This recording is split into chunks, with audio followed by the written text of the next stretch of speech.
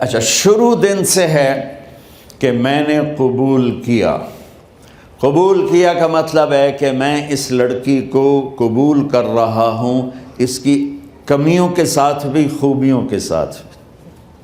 اور جب لڑکی کہتی ہے سائن کرنا قبول کیا ہے، یا زبان سے کہے قبول کیا ہے، تو یہ اس بات کی گارنٹی ہے کہ میں نے اپنے اس لڑکے کو خامد ہونے کے طور پہ قبول کیا، اس کی کمیوں کے ساتھ بھی، اس کی خوبیوں کے ساتھ بھی۔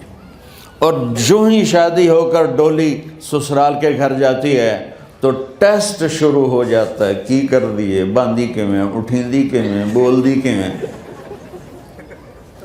اور اس میں بہت زیادہ نیگیٹو کردار ہے سسرال کا، کئی لڑکیوں کا، کیونکہ ہم نے اپنے نبی کی زندگی نہیں قبول کیا۔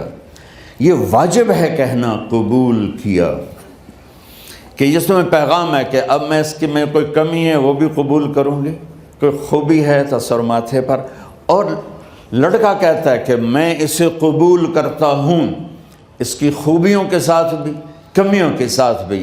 یہ بات یاد رکھنا، پرفیکشن کبھی تلاش نہ کرنا، پرفیکشن کبھی تلاش نہ کرنا۔ اللہ نے 100 نمبر نہیں مانگے، 51، ایک نمبر اوپر ہو گیا۔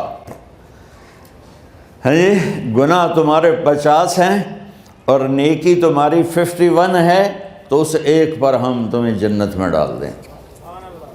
اب کوئی خامند اپنی بیوی میں پرفیکشن دیکھنا چاہے، بیوی اپنے خامند میں پرفیکشن دیکھنا چاہے، ساس سسر اپنی بہو میں، ساس سسر اپنے داماد میں، بھائی اپنے بھائی میں، ماں باپ اپنی اولاد میں، اولاد اپنے ماں باپ میں، جہاں یہ نظر ہوگی تو وہاں لڑائی ہوگی۔ کمیوں کے ساتھ قبول کرو۔